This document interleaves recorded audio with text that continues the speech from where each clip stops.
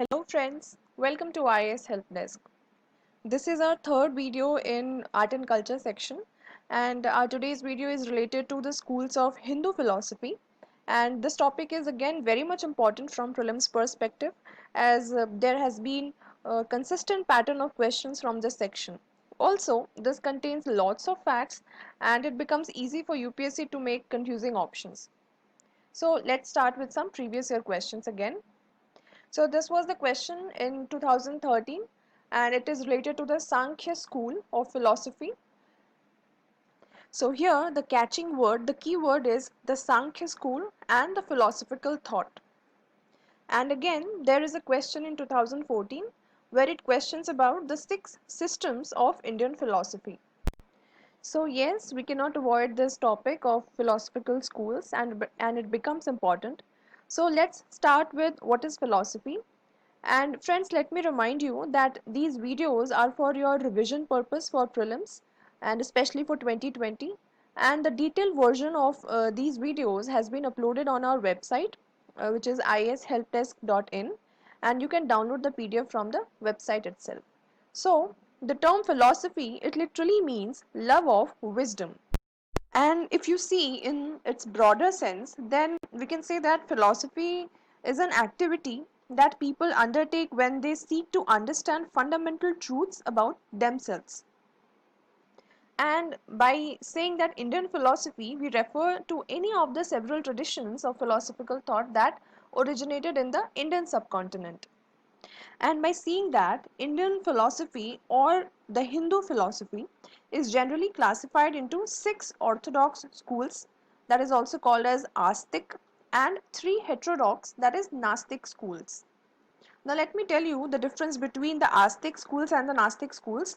So the basic difference between the two branches of the Hindu philosophy school is it is said to be based on the recognition of Vedas. Orthodox schools, it recognizes the authority of Vedas, while the heterodox, that is the Gnostic school, it does not believe in the authority of Vedas. Also, out of these 9 systems, 8 are atheistic, as there is no place of God in them. Only the Uttar Mimamsa, we will see it later, we'll discuss it, which is also called as Vedanta, mentions or talks about the existence of. So, the 6 classical schools are Sankhya, Yoga, Nyaya, Vaisheshika, Purva Mimamsa, and Uttar Mimamsa, which is also called as Vedanta. And almost all Indian schools of thought, they accepted the theory of karma and rebirth and the ideal of moksha, and is conceived as the liberation from cycle of birth and deaths. So moksha or liberation is considered as the highest goal of human struggle. So let's start with Sankhya philosophy first. So Sankhya is the oldest philosophy and it was put forward by Kapil Muni. And Sankhya philosophy provided the materialistic ontology for Nyaya and Vaisheshika, but there is very little, or you can say original literature in Sankhya. Also, Sankhya is generally believed that it is dualistic and not monistic because it has 2 entities, that is Purush, that means spirit, and the Prakriti, that is nature.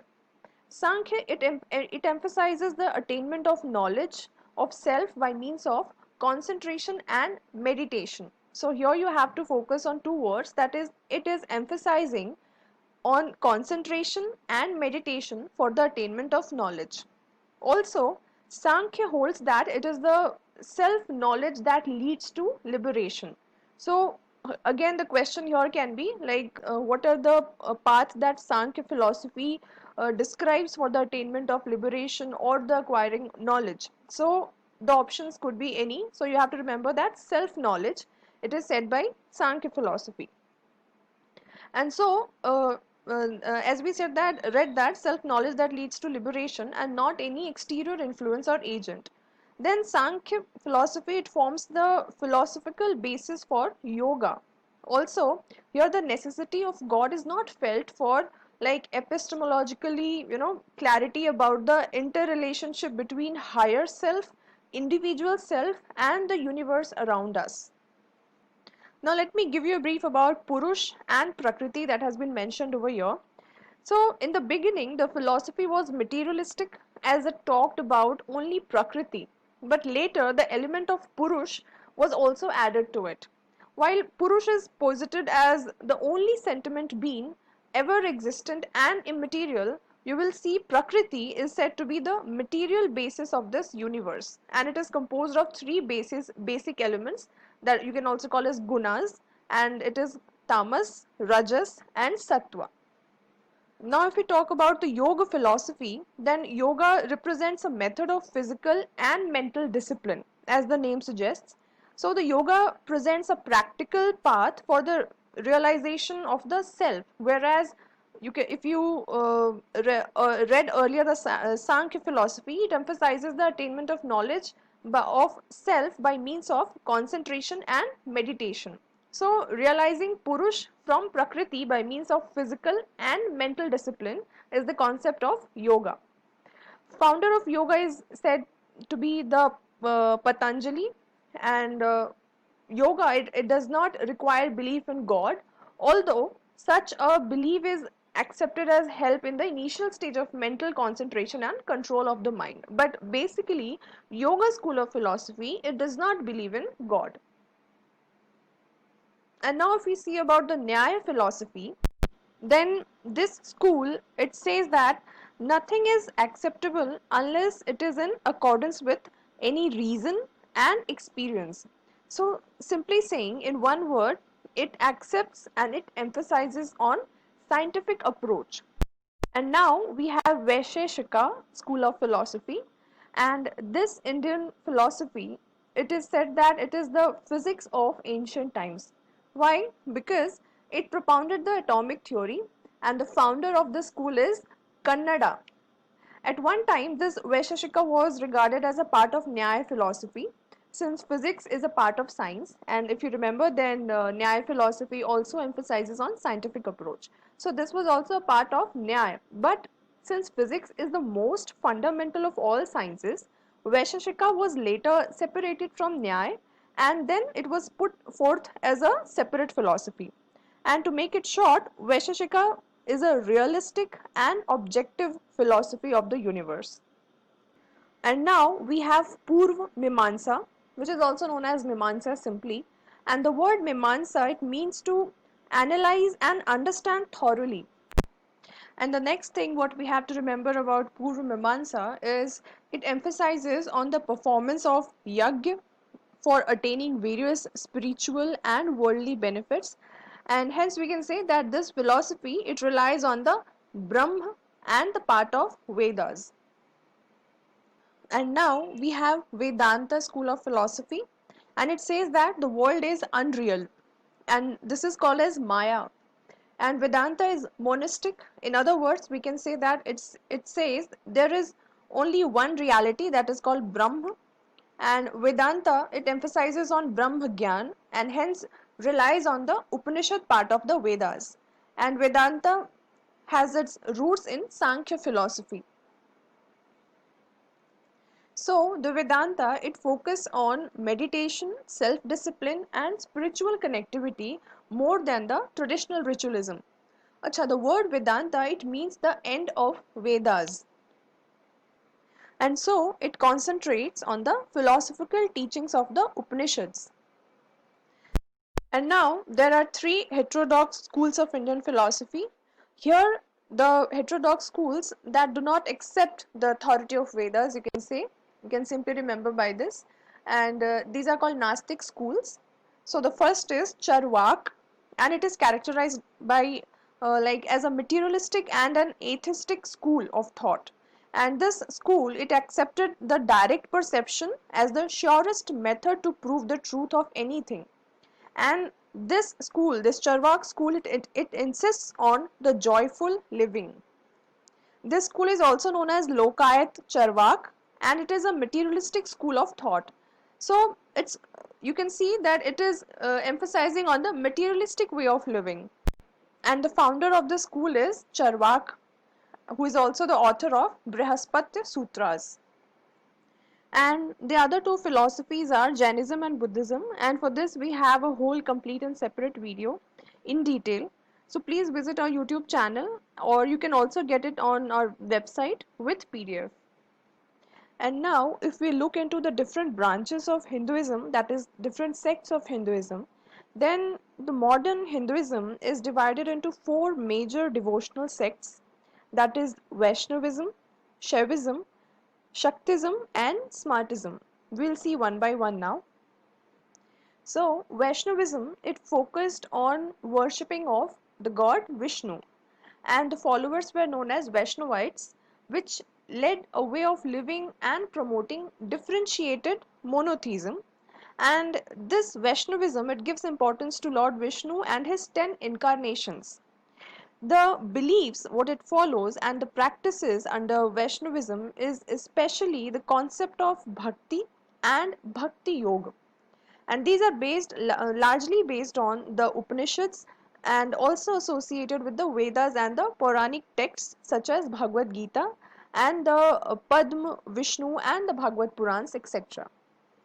Here, the important point that has to be kept in mind is the followers are known as Vaishnavites, and the Vaishnava poets, that is the poet who are the followers of Vaishnavism, they are known as Alvars. And now, if we talk about Shaivism, then here in Shaivism, it reverses the god Shiva as the supreme being, and the followers are known as Shaivites or the Shaivas. And this sect is probably believed to be the oldest among the Hindu sect, and it is also said that it can be tracked from Harappan civilization. Also, the poets under the Shaivism, they are known as Nayanars, and they hail from all castes. And now if we see Shaktism, which is also known as Shakti, then it focuses on the worship upon Shakti or Devi, and they regard Devi as the supreme Brahma, and the followers are known as Shaktas. Also, if you see in detail the philosophy of Shaktism, it is similar to that of Shaivism itself, and the followers they practice throughout followers are found throughout the Indian subcontinent and even beyond. And the main point you have to remember is that they worship the female aspect of the divine power.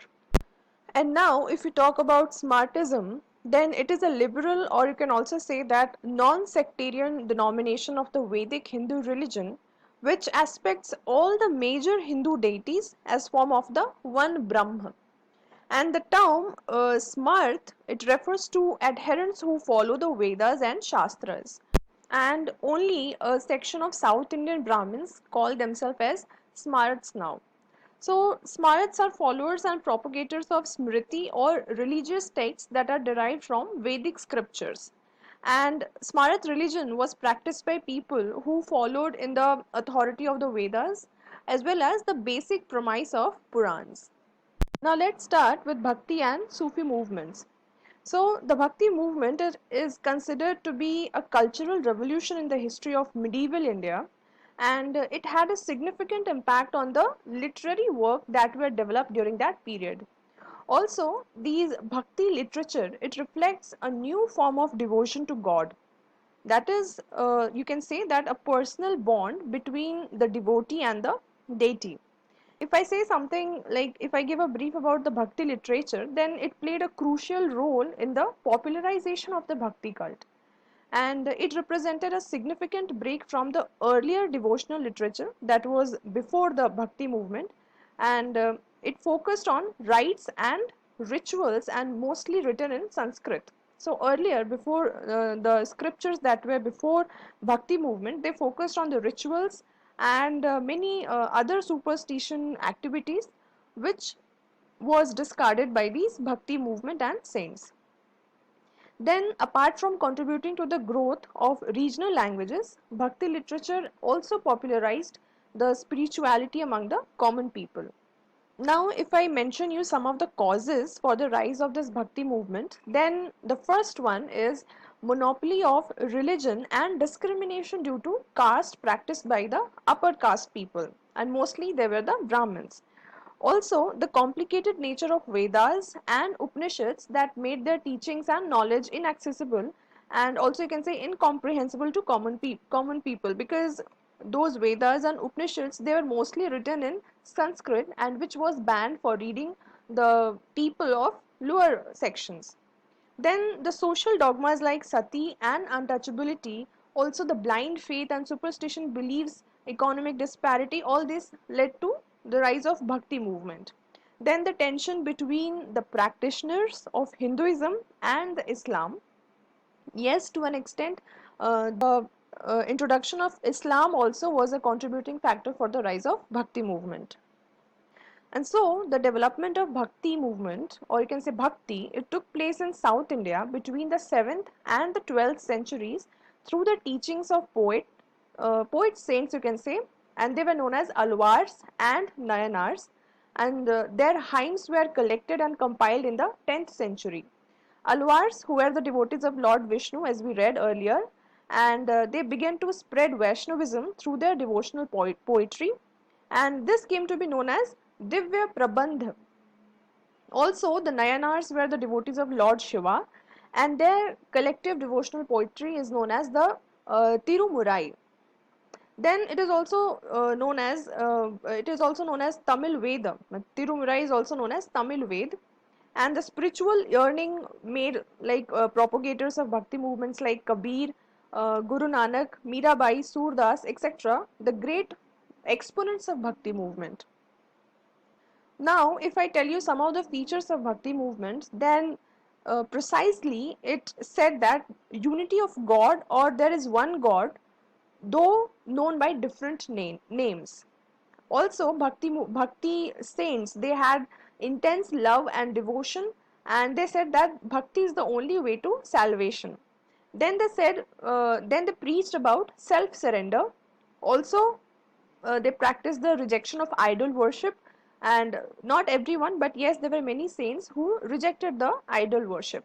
Then there was no distinction of different castes, that is, there was no barrier that was earlier, like higher caste people and lower caste, there was nothing like that. Then they said that there is no need of guru for guidance, and you can practice and you can get salvation through just by chanting the name of God. Now here we have provided some of the exponents of and propagator of Bhakti movement. So first comes is Ramanuja and then Ramananda. Ramananda, the Bhakti movement, he was popularized by him in the North India and in the 12th century, and this led to the growth of literary works in languages such as Hindi, Marathi, Gujarati and Punjabi, etc. And then if you see the other propagators, then there are Surdas, who was the disciple of Vallabhacharya. Then it's Mirabai, who was the great devotee of Krishna, as we all know. And Tulsidas, who composed the Ramcharitmanas. And then Tukaram, he was the contemporary of Shivaji. This is an important to ask this question. And they give match the following regarding these kind of facts, that you have to match that which poet was contemporary to which ruler. Now, if we talk about the Sufi movement, then it was a liberal reform movement within Islam. And Sufism represents the inward, or you can say esoteric side of Islam, or the mystical dimension of Muslim religion. However, the Sufi saints, transcending all religious and communal distinctions, worked for promoting the interest of humanity at large. And Sufism, it crystallized itself into various silsilas, or you can say orders, and the four most popular among these are the Chistis, the Shuravardis, the Qadiriyas and the Naqshbandis. Sorry for the pronunciation, it's not Naqshbandi, it's Naqshbandi. And the most famous of the Sufi saints of India was Khwaja Moinuddin Chisti. He settled in Ajmer and which became the center of his activities. And he had many number of disciples, and who are called as Sufis of Chisti order. Then another notable Sufi saint was Bahauddin Zakaria, and he was under Shuravardi order. Then Nizamuddin Aulia, he's very famous, we all know, and he belongs to the Chisti order. So this here the important thing what we have to remember for prelims examination is the name of Sufi saints, and then the temporary ruler during their period, and also to the different order they belong to. The four order, as I mentioned earlier. So which saint belong to which order, we have to Remember this fact. And the most important thing for what Sufism is known for is its love and devotion as a main core idea for achieving the realization for God. And the another important thing what it emphasizes on is the self discipline. It says that self discipline is an essential condition to gain knowledge of God by sense of perception. Then Sufism, it took roots in both rural and urban areas and exercised a deep social, political and cultural influences on the mass. Sufism, it rebelled against all forms of religious formalism and orthodoxy also. Also, it rejected falsehood and hypocrisy, and it endeavored to create a new world order in which you can say spiritual bliss was the only and ultimate goal of Sufism. And at a time when struggle for political power was the prevailing madness, the Sufi saints, they reminded men of their moral obligations. So we can say that the most important contribution of Sufism is that it helped to blunt the edge of Hindu-Muslim prejudices which was carried by people at that time, and by forging the feelings of solidarity and brotherhood between these two religious communities. And now here we have mentioned about the major religions in India, and since we are all familiar with these basics, we will not go into the details of discussion, but yes, we have provided the content in the PDF section, and this you can download it from our website www.iashelpdesk.in. So friends, this was our today's discussion, and since prelims is approaching, we are dealing with the issues related to the preparation. So feel free to join us on our WhatsApp, or you can even mail us at info@ishelpdesk.in. And thank you so much for your time and patience.